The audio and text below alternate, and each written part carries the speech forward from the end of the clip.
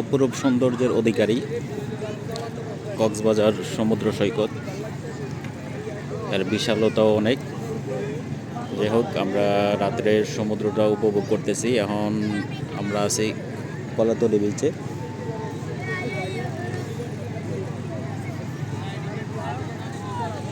বড় বড় ঢেউ আছড়ে পড়তেছে। যদিও গত 2-3 দিন যাবৎ বেশ বৃষ্টি হচ্ছে। মানে এখন তো বাংলাদেশে বৃষ্টিপাতের পরিমাণ অনেক বেশি, এই সময়টা বৃষ্টিপাত অনেক বেশি হয়। তার উপরে গত 2-3 যাবৎ বেশ ভালো বৃষ্টি হচ্ছে। তো দেখেন লোকজন ঘুড়ি উড়াচ্ছে। রাত্রের বেলা তো ততটা বোঝা যাচ্ছে না, বাট সমুদ্রের সৌন্দর্যটা রাত্রের বেলাও সেরকম উপভোগের একটা ব্যাপার। খুব বেশি রাত্র হয়নি অবশ্য।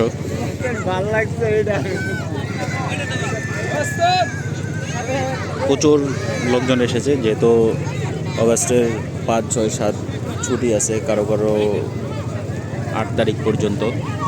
দেখতে পাচ্ছেন কিছুটাও বোঝা যাচ্ছে যে আসলে পানিটা কিভাবে, সমুদ্রের ঢেউগুলো কিভাবে সমুদ্রের কূলে এসে আছড়ে পড়ছে।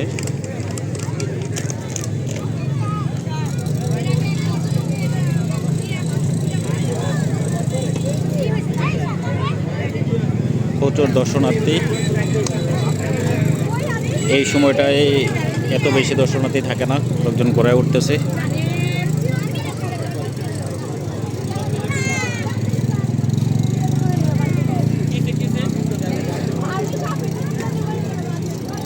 আমরা ধীরে ধীরে সামনের দিকে এগোচ্ছি।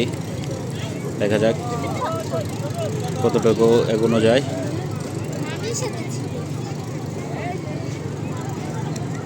এখানে রাতের অন্ধকারে বাচ্চাটা কিভাবে সমুদ্রে বালি নিয়ে খেলা করতেছে।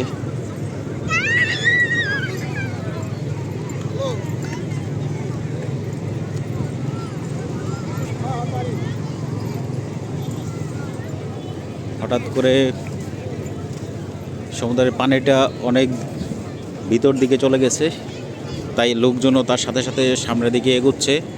আবার যখন জোয়ারে পানিটা সামনের দিকে ফুলে পেঁপে আসবে, সব আবার পিছন দিকে দৌড়তে থাকবে।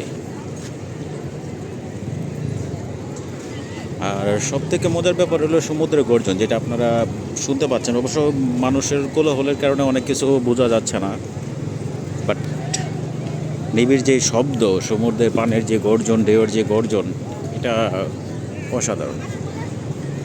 অবশ্য যখন ভয়ঙ্কর ঢেউ আসে, যখন বড় একটা ঢেউ আসতেছে, মানে এটার মধ্যে আবার একটা বড় ধরনের মানে একটা ভীতিকর ব্যাপারও থাকে।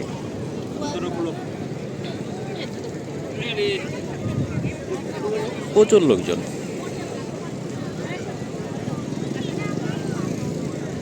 আসার টিকিট নেই, ফেরার টিকিট নেই, হোটেলগুলো সব বুক। এই সময়টায় আসলে একসাথে ছুটি পাওয়ার কারণে প্রচুর লোকজন ঘুরতে এসেছে।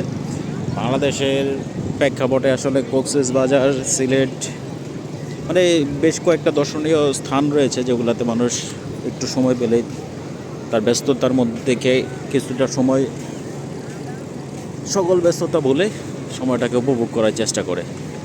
দেখতে পাচ্ছেন, অবশ্য অন্ধকারের মধ্যে ক্যামেরাতে, মোবাইলে তো ভিডিও করতেছি, ততটা বোঝা যাচ্ছে না, বাট সেই রকম। যাই হোক, ভালো থাকবেন, সবাই আসবেন, ঘুরে যাবেন কক্সবাজার থেকে। নিজের একান্ত কিছু টাইম স্পেন্ড করবেন পরিবার পরিজনদের সাথে। আল্লাহ হাফেজ।